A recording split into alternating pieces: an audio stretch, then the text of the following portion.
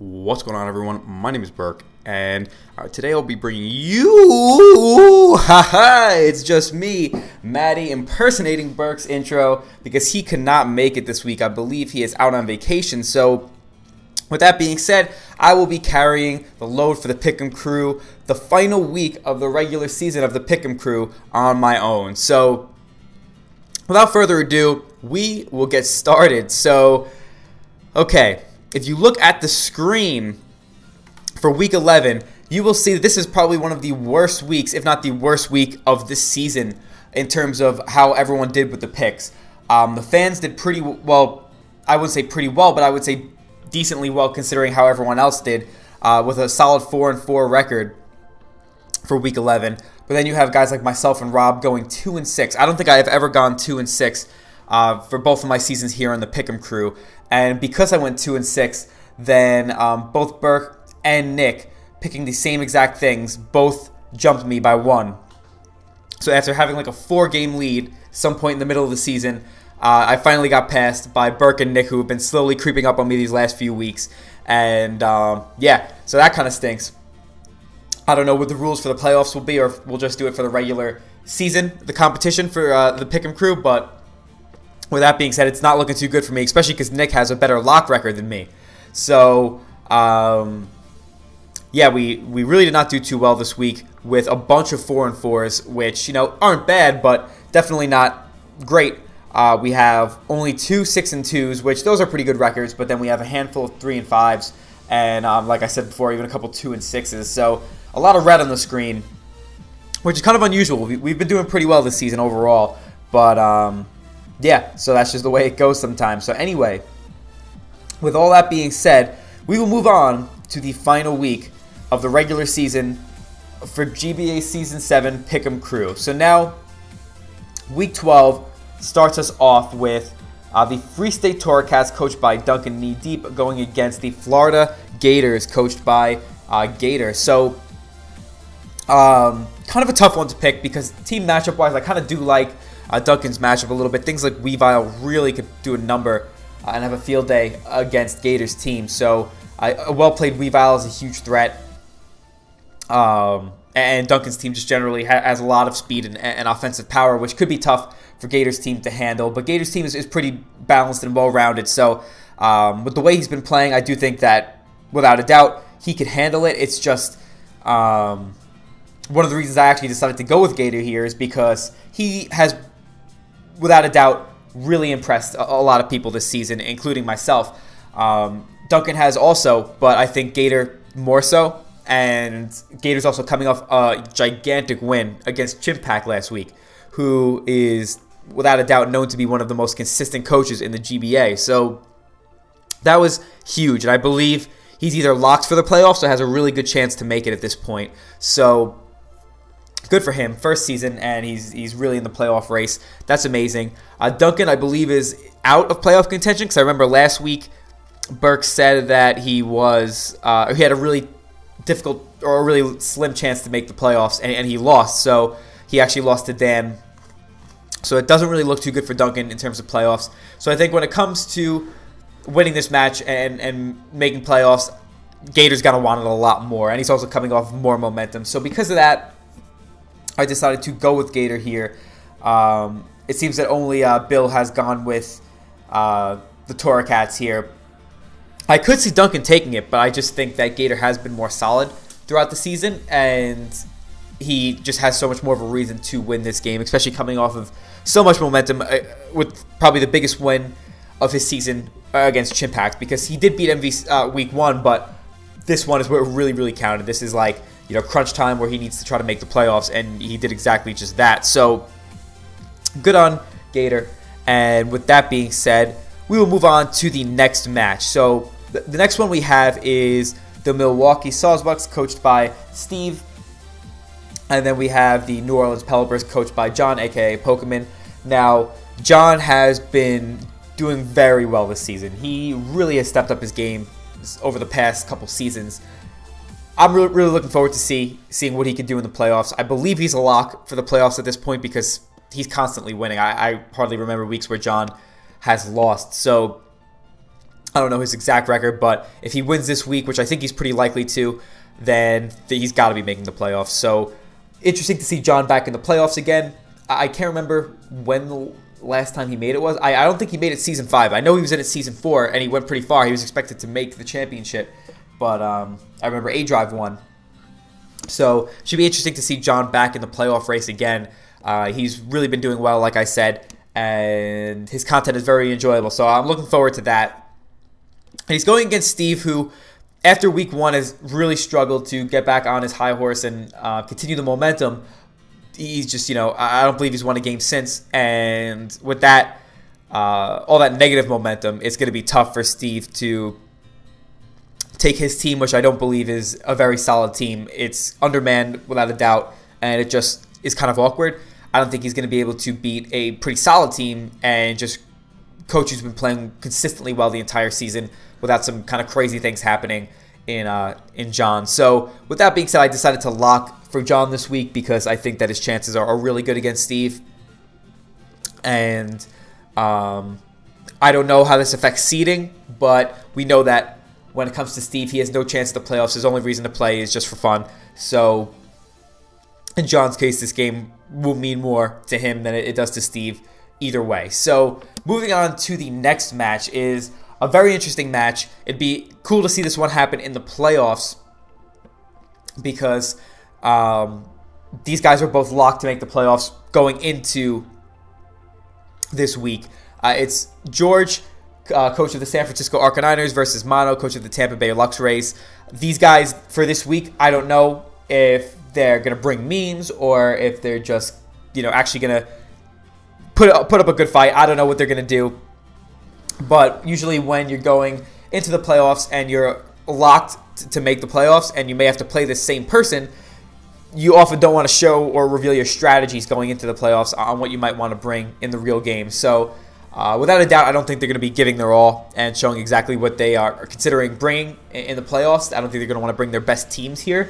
So should be interesting to see this one happen again in the playoffs. I don't know if it will, but I think there's a good chance because both of these guys have been some of the top coaches this season. So that would be interesting. I would definitely enjoy that. I decided to go with Mono here just because I feel like Mono's been a little bit more solid throughout the season. I'm pretty sure that they have the same record or a very close record, but regardless, I just think Mono's generally a little more solid and George is more mistake prone.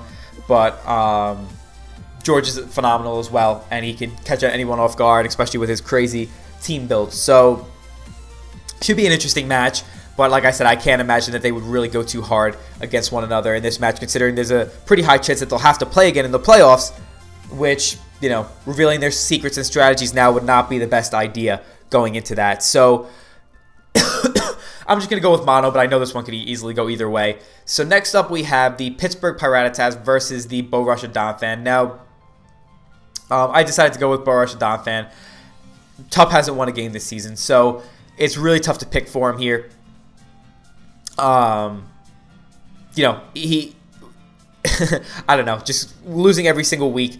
It's difficult to really pick for someone who hasn't shown you anything all season, or hasn't given you a reason all season as to why you should pick for them. So with Tup not having the greatest team, Lars having a very scary team, and then Lars just doing so much better than Tup throughout the season, it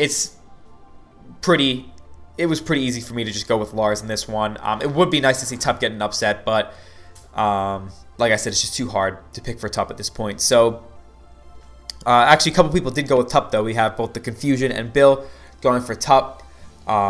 Should be interesting to see how that match goes because I do think that Tup has the potential to win. It's just he hasn't been in his groove this season, and for whatever reason, that's just been how it is. So we'll see what happens, but I definitely think the ball is in the court of the Bo Russia Donphan here. So next game that we have is the San Diego Chimp Chargers going against the Alola Athletic. Now, this should be an interesting matchup.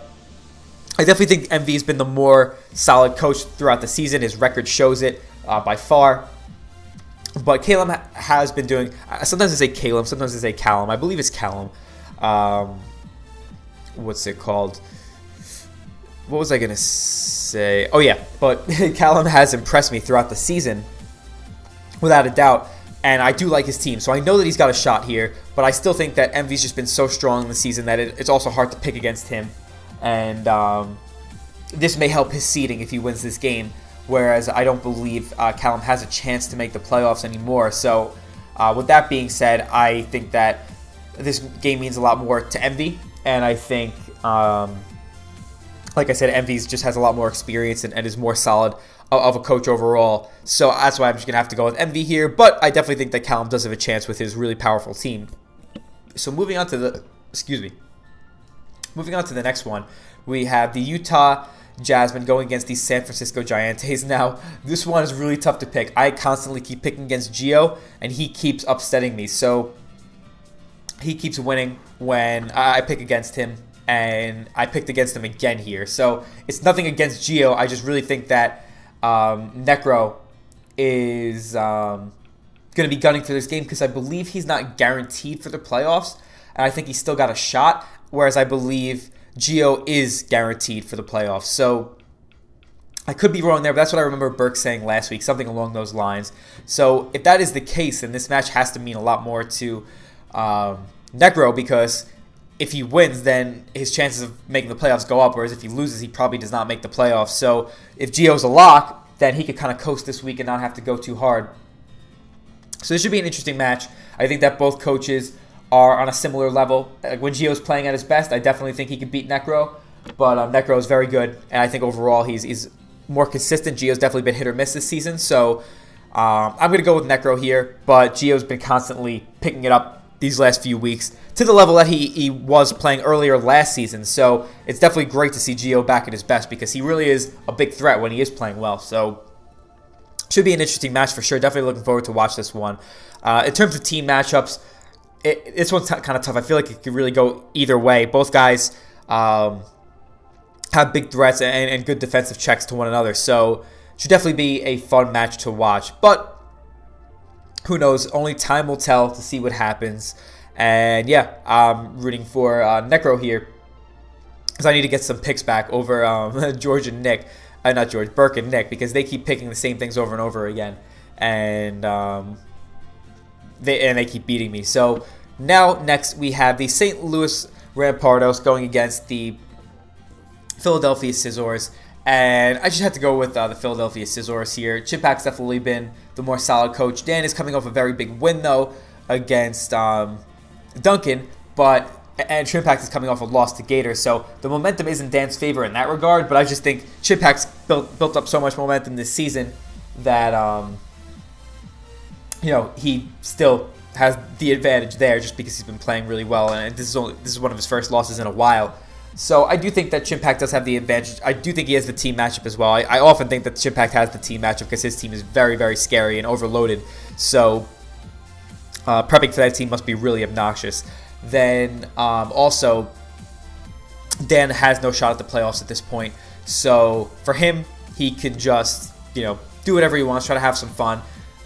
Maybe that'll catch Chimpak off guard, Maybe Dan will just run some crazy surprise sets that Chimpak can never expect. And that could take advantage of an offensive team that Chimpak brings. Who knows? But I do think that Chimpak's going to be putting in more effort this game because maybe this could affect his seeding. And overall, he's just been so solid. I'm sure that he wants to continue just playing well because you want to go into playoffs in form. Unless you're playing someone that you may have to play in the playoffs, you want to go in playing well and not getting sloppy and rusty. So that's why I'm going to go with Chimpak and the Philadelphia Scissors here. So finally, for the last game of the regular season, we have the Detroit Steel Wings versus the San Jose Sharpedos. Now, this is a really tough one to call because at different points of the season, Crimson has been playing really well. Then Tom has been playing really well. And both guys have pretty cool teams. I think that, I personally like Tom's team a little bit better. But, what's it called?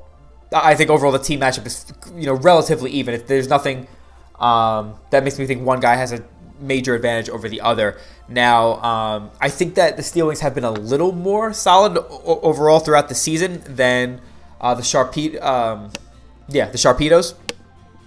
But when it comes down to it, it's tough to pick. The Detroit Steel Wings haven't been doing as well these last few weeks. And Tom, I believe, got a big win last week. Let me check. to make sure. Yes, he did. He beat Necro last week, which was huge for him. So Tom is coming on off a big win, which gives him a good amount of momentum going into this last week. Tom definitely stepped it up from last season without a doubt. So this match could easily go both ways. I think that Crimson has been doing a little bit better throughout the course of the season, but with Tom having the momentum, it's just pretty even. The main reason that I'm almost forced to go for Crimson here is just because both Nick and Berk went with Tom. So if I can get this one right, then that could possibly put me back up there with those guys in terms of record on the Pick'em Crew. So yeah, that just about wraps it up for Pick'em Crew Week 12, the last week of GBA Season 7. So yeah, I hope you guys enjoyed the video, me running solo. I apologize if I didn't do a great job without Berk. I know that Berk's a phenomenal analyst, and his presence is deeply missed when he's not around, but he will be around again soon, and we will be doing it together once again. So make your picks, everyone. Continue to support and, you know, be active, engage with us, because that's a lot of fun. It makes it more fun for everybody, like I always say.